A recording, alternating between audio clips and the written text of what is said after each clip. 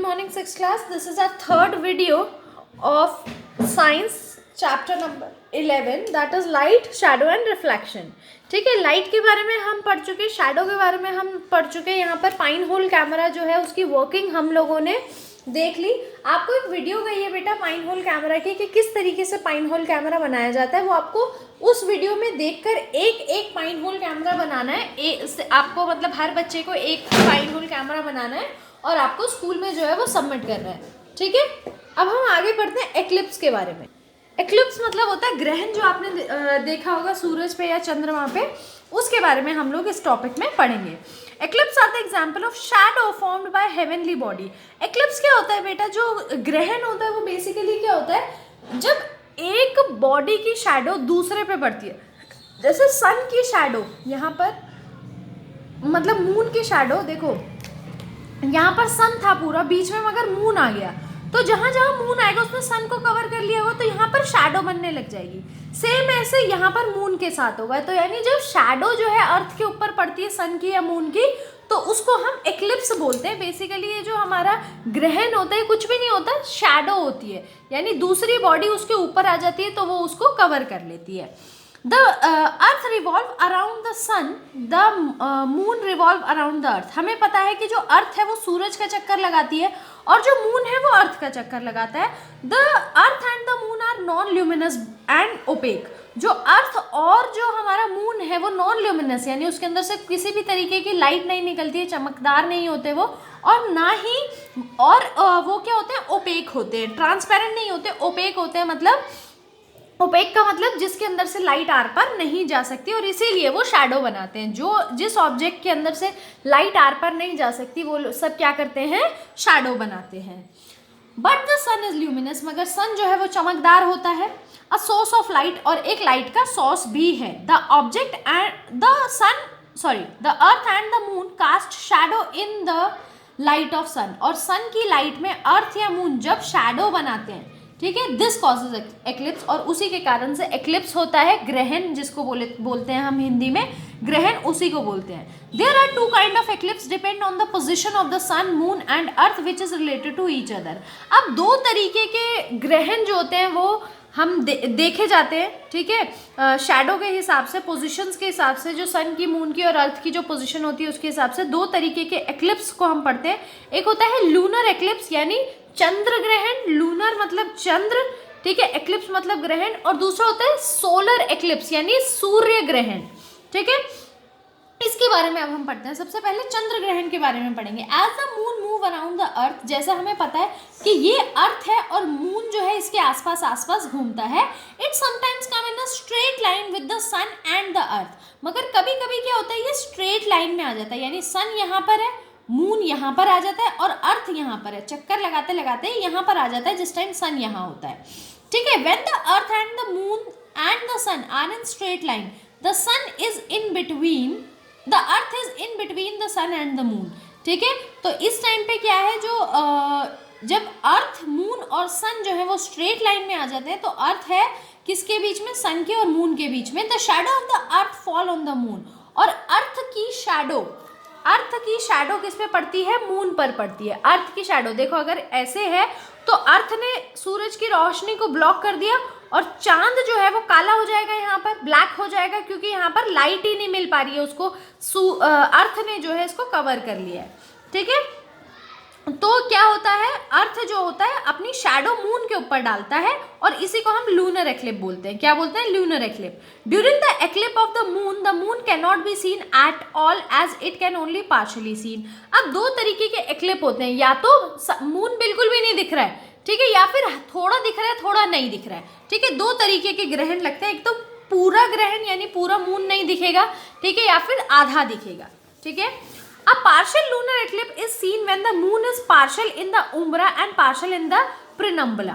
अब देखो, एक तो ये है जहां पर डार्क शैडो बन रही है, इसको बोलते हैं उम्ब्रा, और एक यहाँ पर है जहां पर लाइट सी शैडो बनती है, इसको बोलते हैं प्रिनम्बरा. यानी जब पार्शियल लूनर एक्लिप होता है, आधा लूनर एक्लिप होता है, यानी आधा चांद दिख रहा है आधा नहीं दिख रहा है, ये कब होता है, जब सन आधा इस वाले पोर्शन में होता है, आधा इस वाले पोर्शन में होता है. ठीक है, the total lunar eclipse is seen when moon is in the umbra. और प्रॉपर लूनर एक्लिप्स कब होता है, जब पूरी तरीके से वो उम्रा में आ जाता है, ठीक है। Then the moon can not be seen at all, तब चांद हमें बिल्कुल भी नहीं दिखता है। अब आते हैं हम सोलर एक्लिप्स पे, यानी चंद्र ग्रहण पे, ठीक है, चंद्र ग्रहण पे। A solar eclipse occur when the moon comes between the sun and the earth. अब सोलर एक्लिप्स कब होता है, जब मून अर्थ और सन के बीच में आ जाता है। The moon blocks the sunlight, अब मून ने सन की लाइट को ब्लॉक कर दिया बीच में से। The shadow of the moon falls on the earth, और मून की शैडो जो है वो अर्थ पर पड़ रही है। A total solar eclipse can be seen in the part of the earth where the light from the sun is completely covered by moon, ठीक है।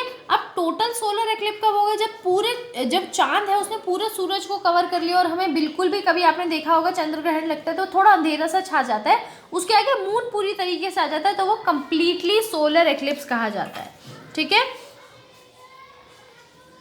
अ lunar eclipse occur only on a full moon day. Lunar eclipse यानी जो चंद्र ग्रहण होता है वो पूरे चांद के दिन ही लगता है, जब भी लगेगा उस दिन पूरा चांद वाला दिन होगा। और जो सोलर एक्लिप्स होता है वो न्यू मून डे पर लगता है, ठीक है। हाउ डज लाइट बाउंस, यानी लाइट जो है वो बाउंस कैसे होती है, किसी भी सरफेस पे टकरा कर, इसको बाउंस बोलते हैं। जैसे यहाँ पर आई, यहाँ से टकरा कर ये गई, तो ये मतलब ये बाउंस हुई है सरफेस पे, ठीक है। तो ये कैसे होती है ये हम पढ़ेंगे। मिरर एंड रिफ्लेक्शन, ठीक है, यानी शीशा और जो आपको अपनी परछाई उसके अंदर दिखती है। जब आप शीशे में देखते हैं तो जो आपको अपना एक और परछाई आप शीशे में देखते हैं उसको हम रिफ्लेक्शन बोलते हैं, यानी वो आपकी रिफ्लेक्शन है, okay.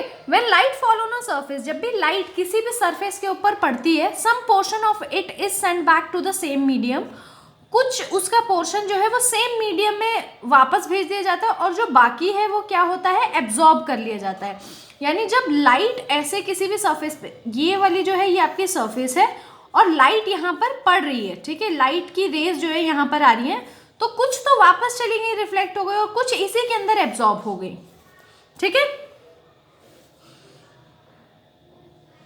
It is if the surface send the light falling on it back into the same medium, अगर सेम मीडियम में जो लाइट है वो वापस आ रही है, and in one particular direction such a surface is known as mirror, ठीक है।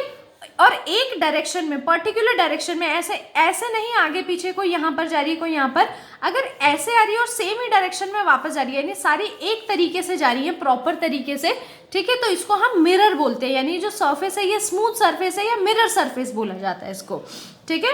A mirror has a shining smooth surface, जो मिरर है वो शाइनी स्मूथ सरफेस होता है, due to which greater part of light is thrown back to the medium, जिसके कारण smooth surface जितना होगा उतना ही लाइट जो है वो रिफ्लेक्ट करेगी।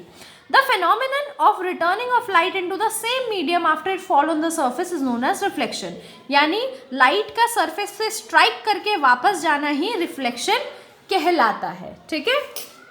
अब आते हैं रिफ्लेक्शन बाय प्लेन मिरर, यानी अगर प्लेन मिरर है तो उसके द्वारा कैसा रिफ्लेक्शन होता है वो हम पढ़ेंगे। A plane mirror has highly polished and smooth surface that reflect almost all the light falling on it. एक प्लेन मिरर जो होता है वो बहुत ही ज़्यादा पॉलिश और स्मूथ सरफेस होता है, और स्मूथ सरफेस होने के कारण लाइट जो भी उसके ऊपर पड़ती है वो रिफ्लेक्ट होती है।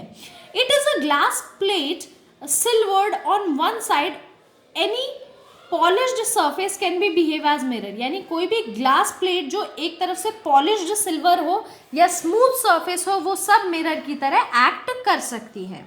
When an object is placed in front of a plane mirror, जब भी कोई भी ऑब्जेक्ट आप एक मिरर के सामने रखेंगे, it image is seen in the mirror, उसकी इमेज जो है, उसका जो रिफ्लेक्शन है वो आपको मिरर के अंदर दिखता है।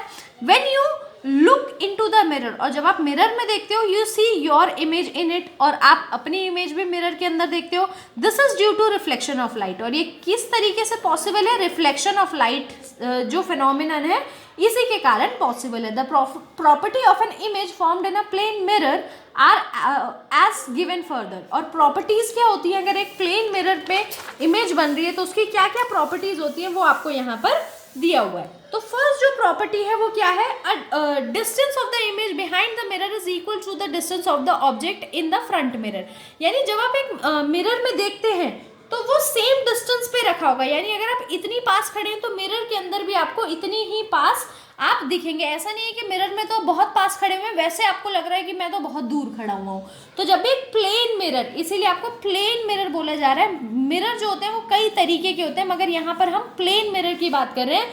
तो प्लेन मिरर में हमेशा डिस्टेंस इक्वल होता है। जितना मिरर से दूर आप खड़े होंगे, मिरर के अंदर भी आपका डिस्टेंस और मिरर का डिस्टेंस उतना ही होगा। The image is virtual and erect, यानी इमेज जो है वो ऐसा असलियत में नहीं होता कि वहां पर कोई खड़ा है, वो सिर्फ एक वर्चुअल इमेज होती है। जो नॉन रियल वर्ड होता है, यानी रियल जो नहीं होता, उसको हम वर्चुअल बोलते हैं। When we lift our right hand, the image in the mirror appears to lift its left hand. जब आप अपना राइट हैंड उठाएंगे तो मिरर में आपको लगेगा कि आप अपना लेफ्ट हैंड उठा रहे हैं। Similarly, if you stand in front of the mirror and hold your right ear with your right hand, it appear to be that you are holding your left ear with your left hand. और जब आप अपने right hand से अपना right year पकड़ेंगे तो mirror में ऐसा लगेगा कि आप अपने लेफ्ट हैंड से अपना लेफ्ट ईयर को पकड़ा है। This left right reverse of an object and it's mirror is lateral inversion, यानी जब भी आपकी इमेज किसी मिरर में बनती है तो वो हमेशा जो आप जो भी चीज़ कर रहे होते हैं वो उसमें इन्वर्ट हो जाती है, यानी उल्टा हो जाती है। अगर आप राइट साइड में कर रहे हैं तो मिरर में लेफ्ट साइड में दिखेगा, और अगर आप लेफ्ट साइड में कर रहे हैं तो मिरर में राइट साइड में दिखेगा।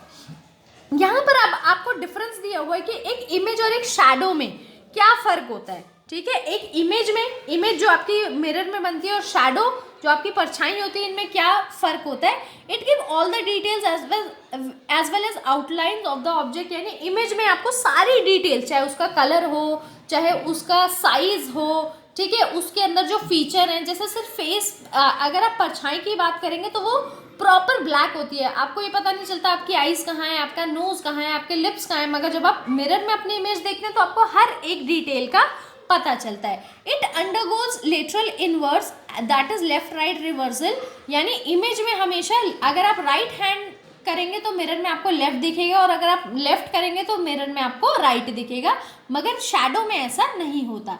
It has the same colour as the object, image की हमेशा सेम कलर होती है जो ऑब्जेक्ट की होती है, मगर शैडो कलर कोई भी हो, शैडो हमेशा ब्लैक कलर की ही बनती है। अब इमेज पे आते हैं। It is form due to reflection of light from the shiny surface, image कब बनती है, जब किसी शाइनी ऑब्जेक्ट से लाइट जो है वो टकराकर वापस जाती है, और शैडो कब बनती है, जब कोई ओपेक ऑब्जेक्ट लाइट के आगे खड़ा हो जाए, ठीक है, लाइट को ब्लॉक कर दे। हाउ डज लाइट बेंड, अब लाइट बेंड कैसे होती है ये हम पढ़ेंगे। टेक एन एम्प्टी ग्लास, एक खाली ग्लास लीजिए, and keep a pencil in it, उसके अंदर पेंसिल डाल दीजिए, ठीक है। See how the pencil look, अब देख लो पेंसिल कैसे दिख रही है। Now fill 3/4 of the glass with water, अब ग्लास का 3/4 जो पोर्शन है उसको पानी से भर लो। Observe how the pencil look, और अब देखो कि पेंसिल कैसी दिख रही है। It will appear bend to you, अब आपको क्या दिखेगा कि जो पेंसिल है, सपोज आपका ये ग्लास है, ठीक है, जैसे कांच का ग्लास है, आपको अगर पहले पेंसिल ऐसे रखी हुई थी तो पानी डालने के बाद आपकी पेंसिल कैसे दिखेगी, ऐसे, ठीक है। ये एक्टिविटी आप घर पे कर सकते हैं, ये आपको ऐसे दिखेगी। This happen because when light beam travel from one medium to another, यानी एक मीडियम, पहला मीडियम एयर था, दूसरा मीडियम वाटर है, एक मीडियम से दूसरे मीडियम में जब लाइट ट्रैवल करती है तो वो बेंड हो जाती है अपनी सरफेस पे, ठीक है, जो बीच का मीडियम होता है वहां पर बेंड हो जाती है, और इसी बेंडिंग ऑफ लाइट को हम बोलते हैं रिफ्रैक्शन, ठीक है। ये एक और टर्म है। इसी के साथ बेटा आपका जो चैप्टर है ये यहीं पर फिनिश होता है।